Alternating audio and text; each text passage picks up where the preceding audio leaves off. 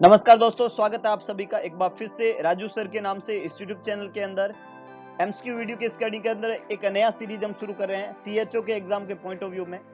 CHO Rajasthan की जो अभी वैकेंसी आई है कम्युनिटी हेल्थ ऑफिसर की, डिफरेंट टाइप के एमसीक्यूज के द्वारा हम पूरे सिलेबस को यहाँ पे कवर करने की कोशिश करेंगे। तो आप पूरा वीडियो देखें, पूरे जो वीडियो क्रम वाइज यहाँ पे आएंगे उनको फॉलो करें ताकि एक बड़ा कंसेप्ट होल सिलेबस का आप बना पाए और एग्जाम में आपको मैक्सिमम बेनिफिट हो।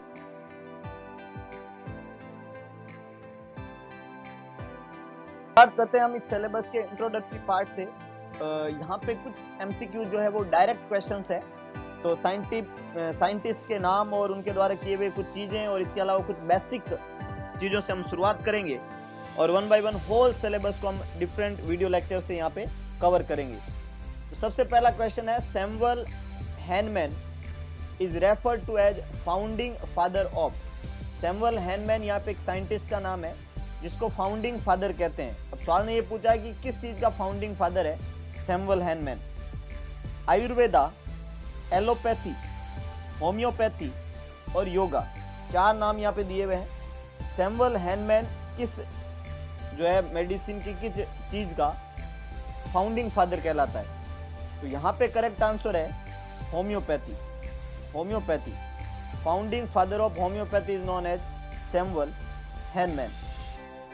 यहाँ पे जो बेसिक चीजों की मैं अगर बात करूं तो जो ये सिस्टम है, मतलब जो ये ऑप्शन दिए हुए आयुर्वेदा, योगा, होम्योपैथी, इसको शॉर्ट में हम लिखते हैं आयुष। ये भी सवाल यहाँ से बना हुआ एग्जाम के अंदर और पूछा जाता है। इसको शॉर्ट में हम क्या लिखते हैं? आयुष सिस्टम। आयुष सिस्टम क्या है? आयुष सिस्टम जो है, पहले इसको हम ISM एंड H बोलते थे, है ना। अभी ये आयुष है, पहले इसको ISM एंड H के नाम से जाना जाता है। ISM एंड H क्या होता है? ISM का मतलब होता है इंडाइजिनस। आई का मतलब यहाँ पे इंडाइजिनस, पूछा हुआ सवाल है। Indigenous system of medicine. S का मतलब है सिस्टम ऑफ मेडिसिन। अगर आपको कोई पूछे इंडाइजिनस सिस्टम ऑफ मेडिसिन क्या है, तो ये आयुष का ही पुराना नाम है। एंड H का मतलब यहाँ पे होम्योपैथी। H का मतलब है homeopathy. Indigenous system of medicine and homeopathy जो है, इस पूरे नाम को अब रीडिजाइन करके क्या बोल दिया? Ayush system of medicine. Medicine का अब ये सिस्टम क्या बन गया? आयुष। पहले ये क्या था? ISM and H, indigenous system of medicine and homeopathy. इस आयुष का फुल फॉर्म क्या है? अगला सवाल एग्जाम में पूछा जाता है। ये जो आयुष हमने बोला, इसका फुल फॉर्म क्या है? तो A का मतलब नेचुरोपैथी, U का मतलब यहाँ पे होता है यूनानी। यू का मतलब है यूनानी। ए का मतलब क्या हो गया? आयुर्वेदा। वाई का योगा एंड नेचुरोपैथी। यू का मतलब यूनानी। एस का मतलब है सिद्धा और एच का मतलब है होम्योपैथी। और सवाल ने जो पूछा है कि जो होम्योपैथी है उसका फाउंडिंग फादर किसको बोलते हैं? सैमुअल हैनमैन को। सारी बातें इंपॉर्टेंट है, किसी भी तरीके का घुमा के क्वेश्चन पूछा जा सकता है। तो indigenous system of medicine and homeopathy, कोई नया नाम आयुष दिया। आयुष का फुल फॉर्म है आयुर्वेदा, योगा एंड नेचुरोपैथी, यूनानी, सिद्धा एंड होम्योपैथी। फुल फॉर्म पूछी जाती है, याद रखिएगा। और फाउंडिंग फादर कौन है होम्योपैथी का? Samuel Hahnemann. या सैमुअल हैनमैन किसका फाउंडिंग फादर है होम्योपैथी का?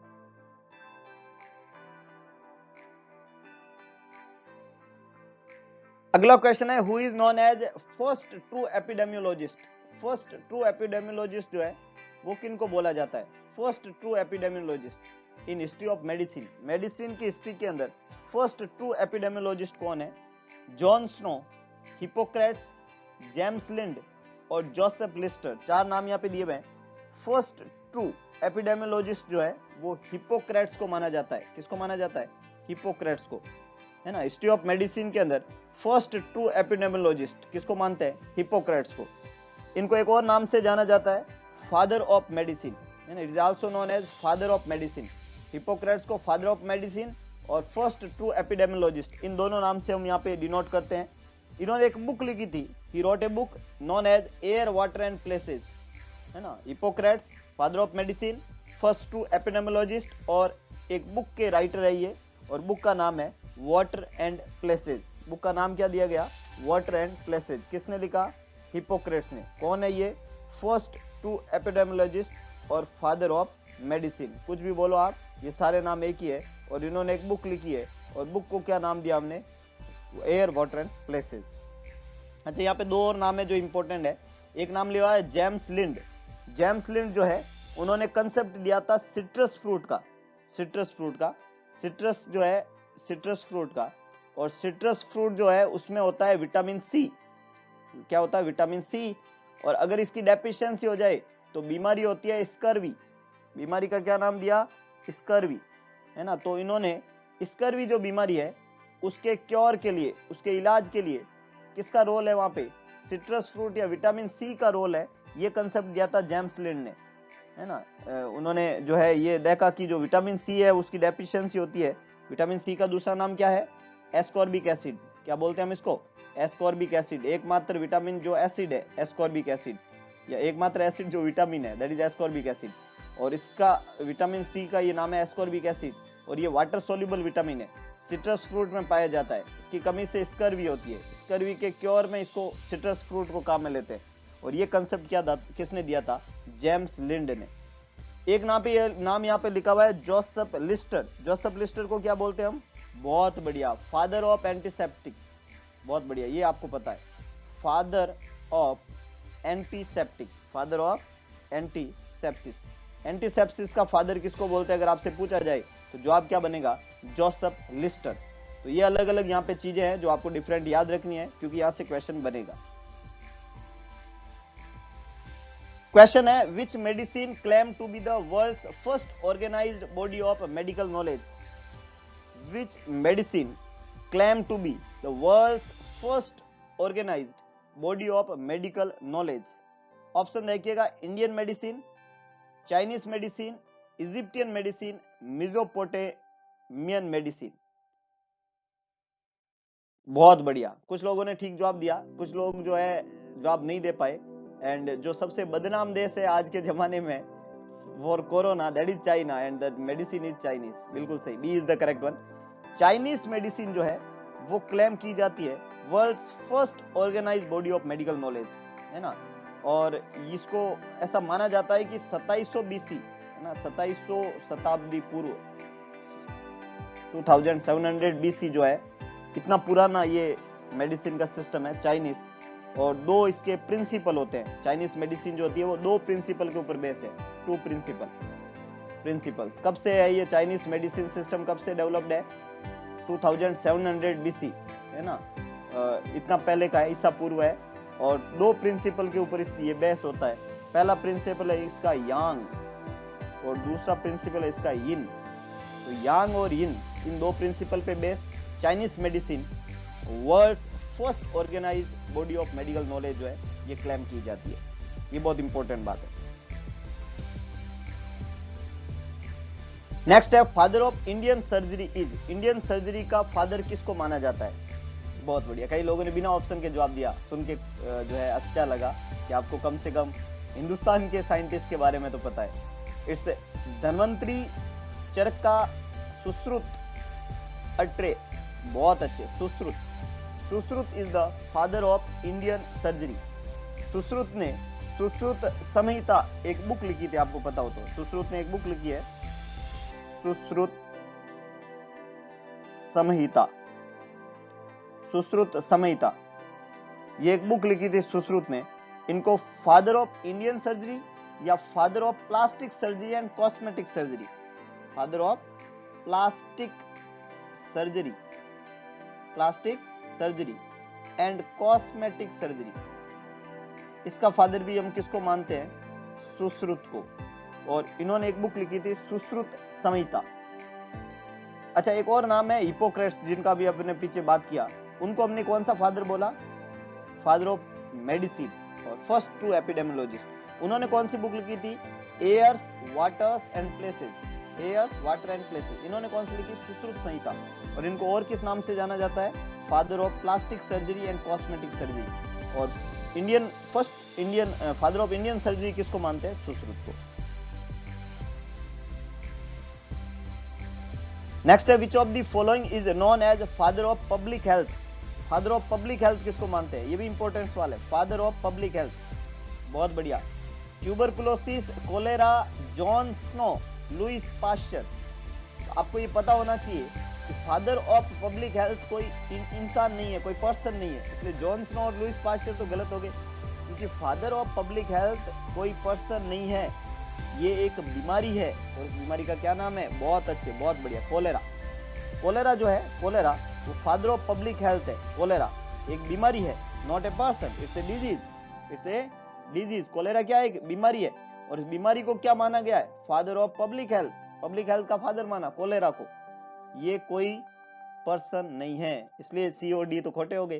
तो नॉर्मली अपने नहीं सुन रखा और बोले फादर बीमारी तो कैसे हो सकती है, तो हम ए और बी को तो पहले खोटा करते हैं और हम कहते हैं सी और डी में से ये जवाब, क्योंकि बीमारी कैसे फादर बनेगी। लेकिन याद रखिएगा, यहाँ पे एक बीमारी फादर है, कोई पर्सन नहीं है, और बीमारी का नाम है cholera, father of public health.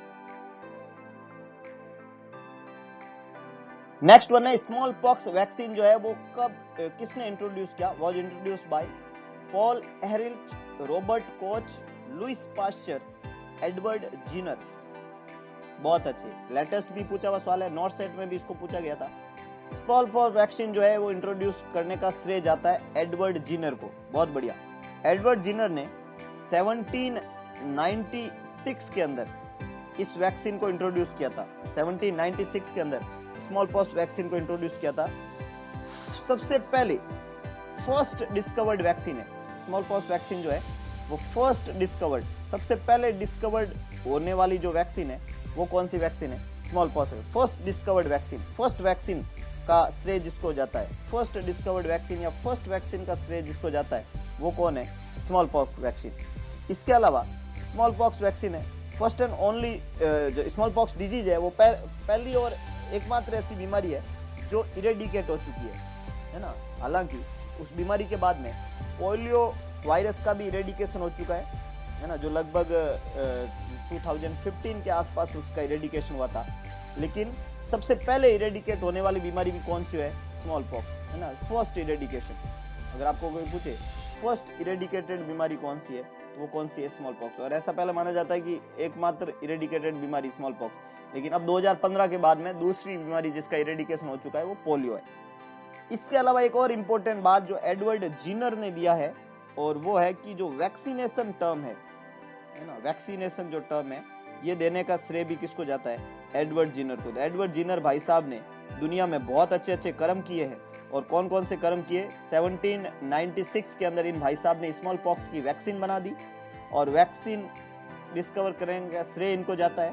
और स्मॉल पॉक्स बीमारी का इरेडिकेशन हो चुका था, इसकी वजह से फर्स्ट इरेडिकेट बीमारी है स्मॉल पॉक्स। और इसके अलावा इन भाई साहब ने वैक्सीनेशन नाम का टर्म जो है उसको रूल आउट किया कि वैक्सीनेशन जो टर्म है वो इन्होंने ही दिया था। ये इंपॉर्टेंट बातें हैं एडवर्ड जीनर के बारे में। अब बात करें जो ए ऑप्शन है पॉल एरिल्स ने, उनको भी एक श्रेय जाता है, उन्होंने भी कुछ टर्म को इरेडिकेट किया है, दिया है, और वो टर्म है कीमोथेरेपी। एक टर्म हम पढ़ते हैं कीमोथेरेपी। कौन सा टर्म है? कीमोथेरेपी। तो अगर आपको कोई पूछे कीमोथेरेपी टर्म जो है वो देने का श्रेय किसको जाता है, तो आपका जवाब क्या होना चाहिए? आपका जवाब होना चाहिए पॉल एरिल्स। इन्होंने एक टर्म दिया है, कौन सा टर्म? कीमोथेरेपी। कीमोथेरेपी टर्म जो है वो किसने दिया? कीमोथेरेपी। कैंसर के ट्रीटमेंट में जो मेडिसिन काम में लेते हैं उनको कीमोथेरेपी कहते हैं, ये इन भाई साहब ने दिया है। और इसके अलावा एक टर्म हम बार बार सुनते हैं, ऑटो इम्यूनिटी। ऑटो इम्यूनिटी, ये टर्म भी किन्होंने दिया है? पॉल एरिल्स ने। क्या टर्म दिया? ऑटो इम्यूनिटी और कीमोथेरेपी, ये दोनों टर्म इन्होंने दिए। इसके अलावा इन्होंने मैजिक बुलेट फॉर सिफिलिस साल्वर्सन ये भी दिया है, जो ज्यादा इंपॉर्टेंट नहीं है। कीमोथेरेपी और ऑटो इम्यूनिटी आपको याद रखना है। और इसके अलावा वैक्सीनेशन टर्म एडवर्ड जीनर ने दिया है। फर्स्ट डिस्कवर्ड वैक्सीन जो है स्मॉल पॉक्स है, एडवर्ड जीनर ने डिस्कवर किया था, और स्मॉल पॉक्स का इरेडिकेशन हुआ था सबसे पहले। नेक्स्ट है मलेरिया पैरासाइट जो है किसने डिस्कवर्ड किया था? Malaria parasite was discovered by, बहुत अच्छे, कुछ लोगों ने बिना ऑप्शन के भी जवाब दिया है। I appreciate their great knowledge. लेकिन ऑप्शन मैं बता दूं आपको, रॉबर्ट कोच, माइकोबैक्टीरियम ट्यूबरकुलाई का श्रेय जाता है, ये उन्होंने डिस्कवर किया था। Louis Pasteur, Charles Alphonse Laveran और रोनाल्ड रॉस। बहुत अच्छे, बहुत बढ़िया। The correct answer is Ronald Ross. Ronald Ross वो भाई साहब थे जिन्होंने मलेरिया का पैरासाइट जो है उसका डिस्कवर किया था। The correct answer is D, that is Ronald Ross. इन्होंने क्या डिस्कवर किया था?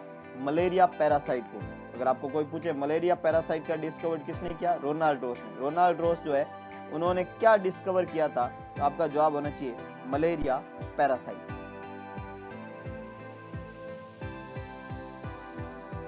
नेक्स्ट है James Lind is related to the discovery of. James Lind जो है उनको किस डिस्कवरी से संबंधित है? फर्स्ट ऑप्शन है prevention of scurvy, cause of scurvy, pathogenesis of scurvy and all. 4 option यहाँ पे दिए हुए हैं और सवाल ने पूछा है कि जेम्स लिंड जो है उन्होंने किस चीज से संबंधित जो है डिस्कवरी की। कई सारे लोगों ने ऑल जवाब दिया है, लेकिन मैं आपको बताना चाहूंगा कि ये जवाब आपका खोटा है। हमने अभी पढ़ा कि जेम्स लिंड जो है प्रीवियस में हमने पढ़ा कि जेम्स लिंड जो है उन्होंने कंसेप्ट दिया था citrus fruit can prevent scurvy. Citrus fruit can prevent या क्योर स्कर्वी, है ना। तो प्रिवेंशन और क्योर ऑफ स्कर्वी के बारे में उन्होंने बताया। उन्होंने कोजेज या पैथोजेनेसिस नहीं समझाई, लेकिन उन्होंने किसका संबंध किससे जोड़ा, उन्होंने बताया कि जो सिट्रस फ्रूट है, सिट्रस फ्रूट वो क्या कर सकता है, स्कर्वी को क्योर कर सकता है, प्रिवेंट कर सकता है। इसका मतलब उन्होंने ये तो नहीं बताया कि विटामिन सी की डेफिशिएंसी से स्कर्वी होती है और उससे ही होता नहीं, लेकिन उन्होंने कहा सिट्रस फ्रूट जो है वो स्कर्वी को ठीक कर सकता है, ये उन्होंने बताया। तो स्कर्वी का प्रिवेंशन और ट्रीटमेंट जो है वो सिट्रस फ्रूट है, इसके बारे में जेम्स लिंड ने लोगों को बताया। और ये बहुत इंपॉर्टेंट एस्पेक्ट है कि सिट्रस फ्रूट से स्कर्वी का ट्रीटमेंट, विटामिन सी का कंसेप्ट, ये सारा किसने बताया, जेम्स लिंड ने। तो ये कुछ इंपॉर्टेंट एमसीक्यू, कंसेप्चुअल एमसीक्यू है सारे के सारे, कंसेप्ट जोड़ के याद रखिएगा। डायरेक्ट क्वेश्चन दिखते हैं लेकिन बहुत सारी चीजें हैं इनके पीछे। आई होप तो आपको वीडियो पसंद आएगा। वीडियो को लाइक करें, शेयर करें, कमेंट बॉक्स में अपना सुझाव डालें कि ये जो हमने सीएचओ की तैयारी की शुरुआत की है वो आपको किस तरीके की लगी और क्या मटेरियल इंक्लूड होना चाहिए और आप इसको किस तरीके से लेते हैं, सारा कुछ आप वहाँ पे अपना लिखे ताकि पता चले हमें। इसके अलावा एक काम जरूर करें, इस चैनल उस वीडियो को मैक्सिमम लोगों तक पहुंचाने की जिम्मेदारी उठाए और भगवान कृष्ण के उस वाक्य को सार्थक करें कि सारथी बने, स्वार्थी ना बने। अगर आप सारथी बनेंगे और मैक्सिमम लोगों तक ही मटेरियल पहुंचाएंगे तो आई थिंक कई सारे लोग जो है सीएचओ का जो उन्होंने अरमान लिया, राजस्थान गवर्नमेंट की एक अच्छी पोस्ट है और हमेशा जो है मैं ये प्रीफर करता हूँ कि नौकरी एम्स की होनी चाहिए, लेकिन अगर आप राजस्थान गवर्नमेंट की जॉब करना चाहते हैं, कुछ लोगों का ये होता है कि we want to job in Rajasthan government, तो सीएचओ एक अच्छी जॉब है। तो आप उसके लिए बिल्कुल खुद को तैयार करिए और एक अच्छा एग्जाम के लिए आप सभी को जो है हार्दिक शुभकामनाएं। तो शुरुआत हम कर चुके हैं, अंजाम तक हम जरूर पहुंचेंगे। आप बस बने हुए रहिए और मिलते हैं दोबारा एक नए वीडियो, नई एनर्जी के साथ में। तब तक के लिए जय हिंद, जय भारत।